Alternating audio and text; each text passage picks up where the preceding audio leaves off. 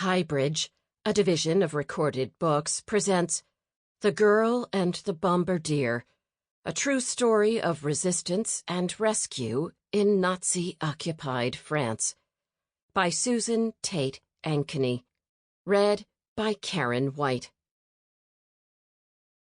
1. February 8, 1944. From 15,000 feet, the young Bombardier could have seen the French countryside waiting below, but he never looked down. He closed his eyes and clung to the ledge above the open escape hatch. A steep dive had failed to extinguish the wing fires. The B-17 was going down. Crouched beside him was the navigator. Neither had parachuted out of an airplane before. "Why practice what you have to do perfectly the first time?" the smug training officer had explained. With feigned bravado, the Bombardier smiled at his crewmate, who yelled to be heard above the thunder of the remaining 2 engines still powering the plane. "Good luck, Lieutenant Tate!" The top turret gunner jumped into the compartment, and behind him, only his feet and lower legs visible, was most likely the co-pilot. It was time. Lieutenant Dean Tate sat down and pushed himself from the plane. The cold struck like a bullet. He looked down, expecting to see blood, and found instead, glaring up at him from his chest pack, the word bottom. Panic seized him. After an eternity of several heartbeats, he remembered a parachutist he'd met, saying a chute would work upside down, but the release cord would be on the user's left instead of right. Knowing he should free fall longer to speed his descent and avoid being caught in machine gun crossfire, but afraid the upside-down chute wouldn't open on the first try, he grabbed the metal ring and pulled. A white cloud unfurled above him. Exhaling, he looked up. A German Ju-88 headed straight toward him. With the parachute open, he didn't seem to be losing any altitude, an easy target.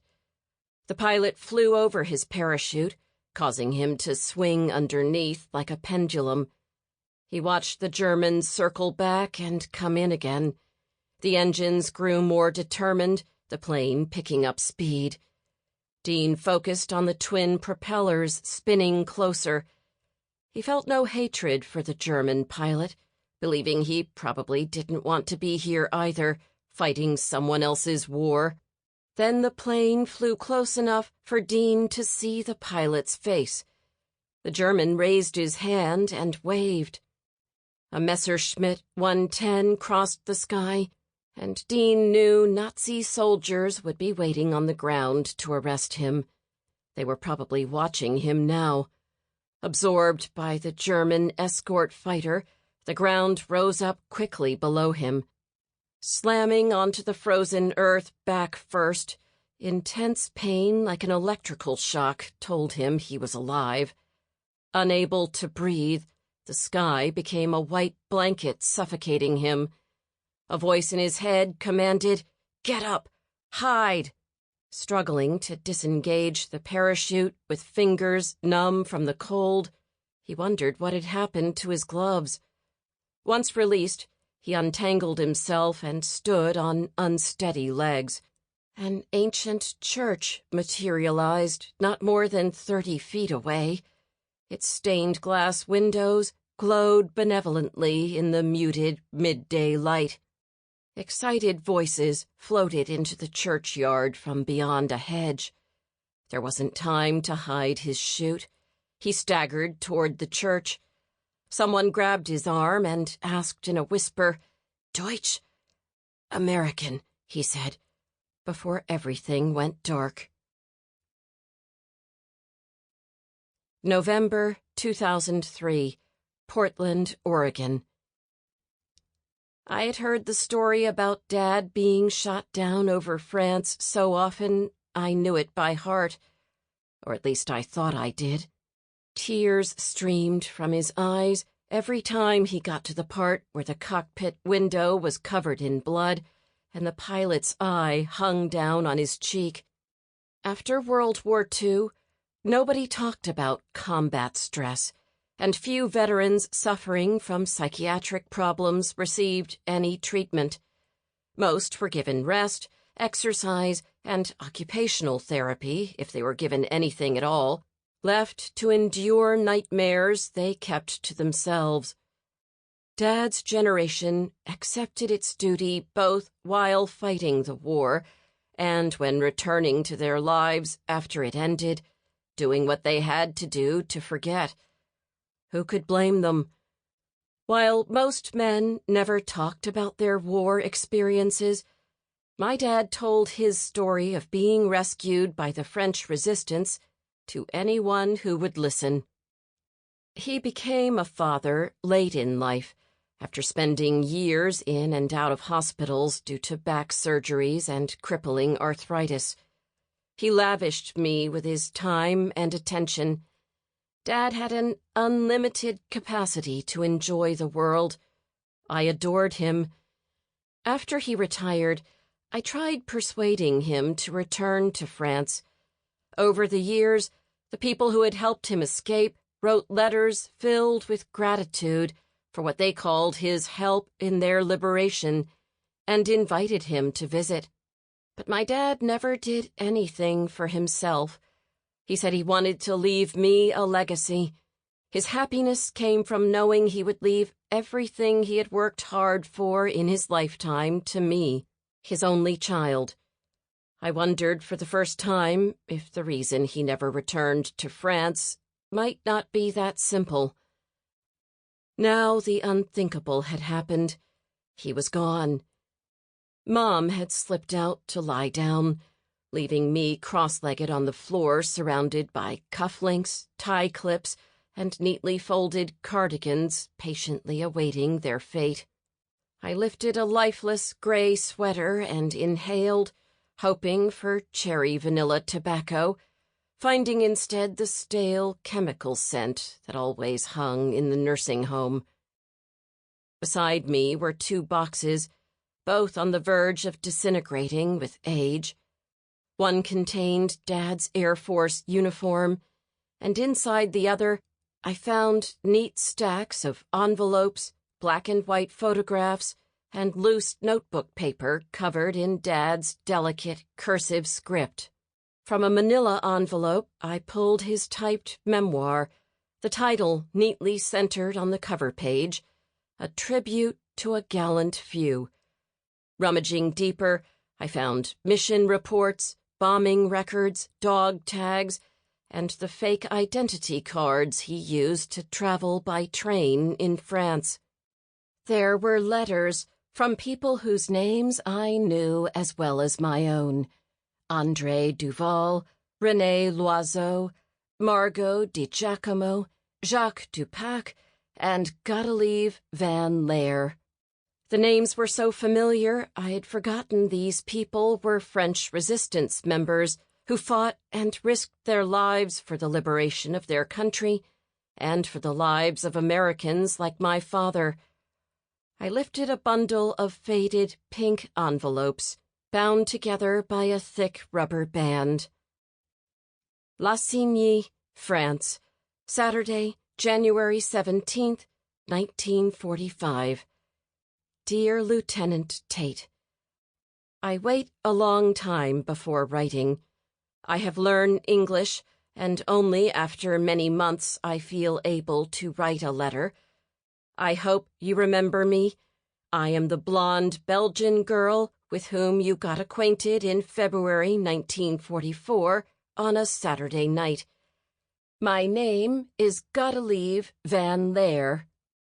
My family will be pleased to receive some news from you.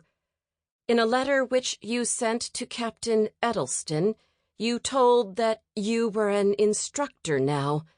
Why you are not a parachute instructor? You jump very well.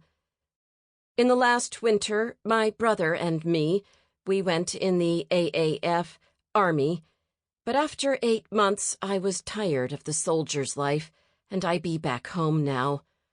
I am understanding better how dangerous it is to be a soldier, and I am very thankful towards every body of the Air Force who helped us in the fight for our liberty. I send this letter to your home because I believe you are in the Pacific Theater of Operations. I look forward a letter, and please tell us about your health. Accept the best greeting from my father, mother, and brother.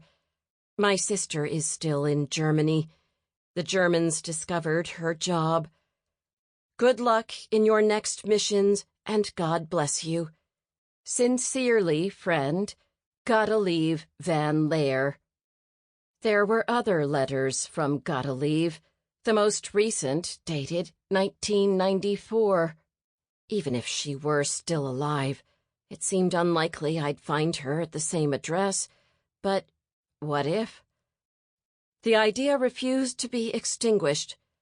I could learn more about Dad's time in France, all the details I had ignored and taken for granted, and the pieces of the story I never knew. My research would enable me to remain connected to him, to keep him alive, and maybe replace my grief with something constructive. I wanted to tell these people who rescued my dad that his life had been worth saving. Leaning against the bed my parents had shared for 63 years, I smiled at the final gift from my dad, the box with his story waiting to be discovered, a story of ordinary people doing extraordinary things. I wrote to Godelieve and didn't hear back, regretting not having maintained some contact with her during Dad's long years of decline, and devastated at the lost opportunity, I resigned myself to never knowing. There were enough leads in the box to keep me busy for months, if not years. I contacted the organizations Dad had belonged to, like the 8th Air Force Historical Society of Oregon and AFES, the Air Force Escape and Evasion Society. I began to look for the others who had helped my dad, and it didn't take long to find them. I was put in touch with a man in France, Dominique Leconte, who has made it his mission to reunite Allied evaders and their families with the helpers who had hidden them. He invited me to a commemoration ceremony for a crew shot down the same day as my dad's. Some of the people who helped Dad would be there. One day, a letter arrived from Laucourt, France. 23rd February, 2010. Dear Susan, I received your letter and I thank you very much. I am sorry to hear your parents passed. It is always very hard to lose father and mother. I remember when we visited them at San Francisco, your mother was so proud of you and how much they loved you. Your father was very tired, and your mother told us he had a stroke some months ago. We thought they were very courageous to make the trip. I was very happy to see the lieutenant I met on 8th February 1944. He was still the same. I will try to give you the information you need to write the story of your father. I have the journal I kept during the war, but I remember your father and our time together like he was here only yesterday. On the 50th anniversary of D-Day in 1994, I was in Normandy. The weather was very bad, almost the same as 1944. I saw a veteran, and he looked so lonely. I went to him and said this bad weather makes you remember the horrible day. He came to me, and his eyes were full with tears. He said, I lost all my best friends. Never I'll forget that poor man, and never can we forget the sacrifice from the American people. I think it's our duty to inform the young people in Europe and even in the States how courageous and generous has been America. It was for us a great honor to help your courageous boys. The 8th February was a very bad day for the American Air Force, and we felt bad when a plane crashed. It was for our liberty, but for you American people, it was a tragic sacrifice. We can never pay our debt.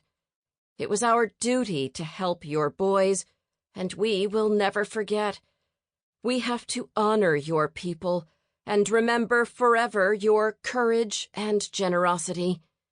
Every war leaves bad memories and sacrifices. Your letter brings fraternity. May your story be an example in future for peace for every country. Godelieve van Leer Pena.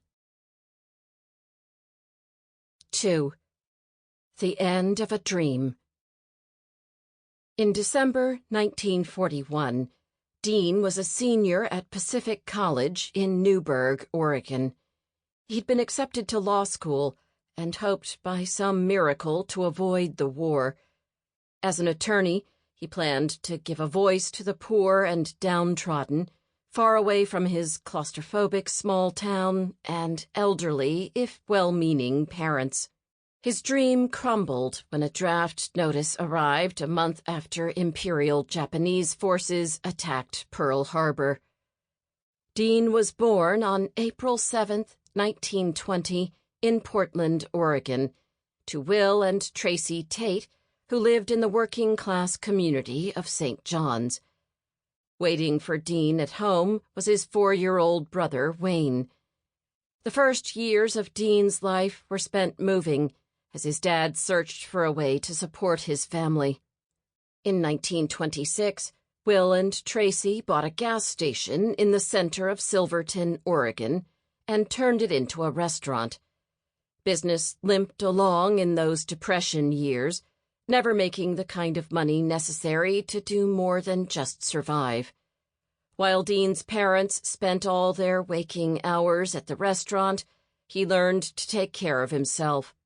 Pressed by his family's tight finances to pick hops and sell newspapers when he was 6 years old, he quickly grew resourceful and independent.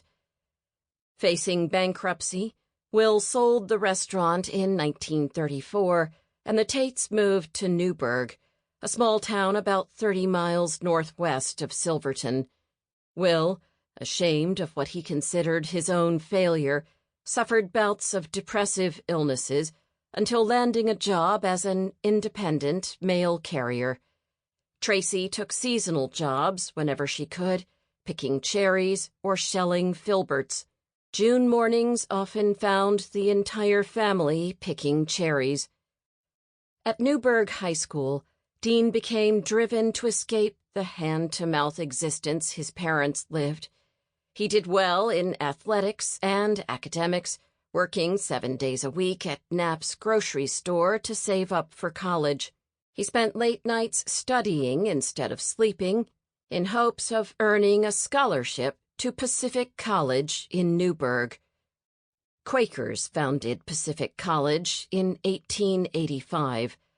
Also called the Society of Friends, Quakers did not believe in killing another human being for any reason. When drafted, they registered as conscientious objectors, serving at desk jobs or assisting the wounded on the front lines, and never carrying firearms. Influenced by discussions in his college classes, Dean agreed that peaceful dialogue could be a means to avoid armed combat. War wasted lives, and with a dubious outcome. World War I was supposed to have been the war to end all wars. The draft ordered Dean to report for induction in May, a month before his graduation. When his request for a deferment was denied, the college president sympathized and allowed him to submit his thesis and take final exams early to receive his degree. But the law school acceptance he had worked so hard to obtain had to be turned down, a bitter pill to swallow. According to his brother Wayne, whose request to enlist had been denied without explanation, the Navy was the best way to go. No hand-to-hand combat or planes shot from the sky. But Dean couldn't swim, and in fact hated water. If he had to go to war, and apparently he did, he wanted to learn to fly a B-17. Dean had been interested in airplanes since he flew in a biplane when he was 8 years old. His dad had given a traveling demonstration pilot a free meal in exchange for taking his son on a ride. Soaring over Abiqua Creek, the Gallon House-covered bridge, and the orchards where he picked hops, the weightless sensation of flight soothed him, and with the pilot behind him and out of sight, he imagined he was flying the plane alone. This was what freedom felt like, he thought. There wasn't another soul around to bother him, nobody telling him what to do. By 1942, everyone was taken in by the glamour and romanticism surrounding the men who flew the B-17 bombers. Movie newsreels showing a formation crossing the Channel into occupied France to bomb a Nazi munitions plant looked like an advertisement for a fun-filled vacation. The flying fortresses paraded along runways, and then an assembled crew of handsome warriors in uniforms posed beside their noble steed. A young airman flashed a smile over his shoulder before climbing into his plane. Dean imagined himself a pilot, a knight in a heavy sheepskin jacket, going forth to do battle against the forces of evil. If he had to give up law school, maybe flying wouldn't be too bad. On May 16, 1942, Dean, in the back seat of the family's chestnut-colored sedan, watched the rising sun wink between the upturned arms of Douglas fir trees on his way to Portland, where he would be inducted into the United States Army Air Corps. He pressed his head back against the leather seat and thought about his dad who had stayed home. Seeing his son off to war was too much for the frail old man. An hour ago, on the front porch, Dean had tried to reassure him. "It's all going to turn out okay, Pop, and I'll be home before you know it. By the time I finish my training, the war will probably be over." The old man's hands shook as he pulled his son into an embrace. 5 feet 2 inches tall, with a few wispy strands of white hair tossed about his round head, he looked much older than his 55 years. Dean briefly wondered if they'd ever see each other again. His father kissed him and, stepping back, pulled a handkerchief from his pocket to wipe the tears streaming down his cheeks. "Good luck, son. Take good care of yourself." "I will, and take care of Scotty for me." The Scottish terrier at their feet tilted her head at the sound of her name and stared up at them.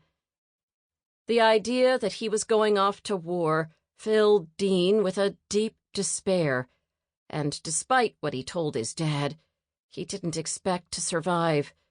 He worried, if he didn't return, would his parents' lives be lost as well? The Governor Hotel in downtown Portland was now home to the Army induction headquarters. Under the black awning and spreading along the sidewalk, a crowd of young men, parents, girlfriends, wives, and children tearfully said their goodbyes.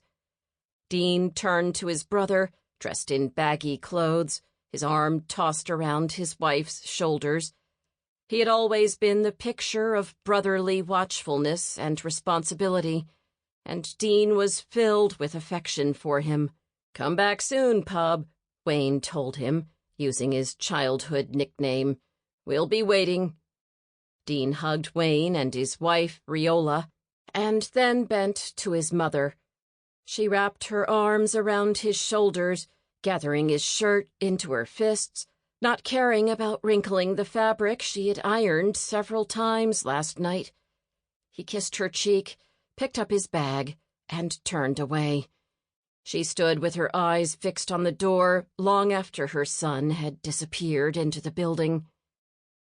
A week later, Dean arrived at Shepherd Field Air Force Base outside Wichita Falls, Texas, as lightning skittered across a sky laden with heavy clouds.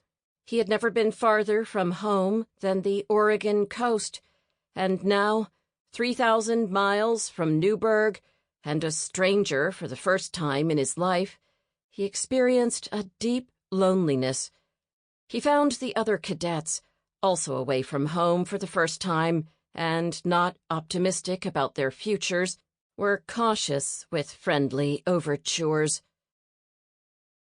Tracy Tate dumped chopped rhubarb into a saucepan and carried it to the stove, where a comforting green apple scent rose up from a batch of blood-red jam waiting to be poured into jars. Returning to the sink to scrub the last batch of rhubarb, she opened the window, inhaling the fresh-cut grass and grape-scented lilacs. At this moment, when the intoxicating air held the promise of spring, the war seemed far away. Footsteps on the front porch interrupted her thoughts, and she rushed through the living room toward the entryway, where the mailman had already deposited several letters through the slot.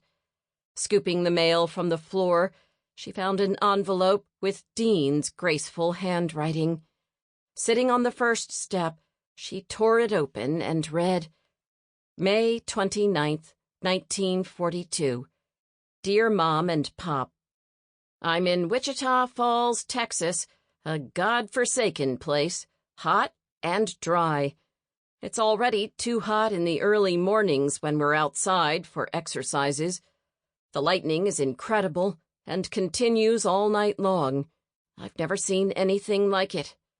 The land is flat with hardly any trees, so you can see for miles in every direction. I was told the Army got the land for this air base from a cattleman for $1. They got robbed. After I left Portland, I went to Fort Lewis, Washington for my official induction. I took several tests, including a mental evaluation. At my physical, I was 5 feet 6 inches and 135 pounds. I was given some shots, a bad haircut, and new clothes. I'm sure you've received my civilian clothes by now. I wish I could have kept them, so I could feel like myself once in a while. I passed the exam to become an aviation cadet.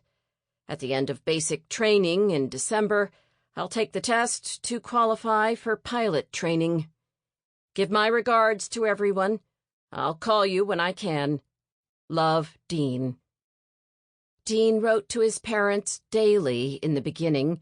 The letters he received from family and friends became a lifeline that made the early months of cadet training less lonely and almost bearable. June 10th, 1942. Dear Dean, the commencement ceremony at Pacific was very nice. You were missed. Your classmates left a vacant chair for you. The president, Mr. Gully, in his address to the graduates, spoke so kindly about you, mentioning the excellent leadership you provided as class president, and, of course, you and Bill winning the tennis championship. And then he asked me to come forward and accept your diploma.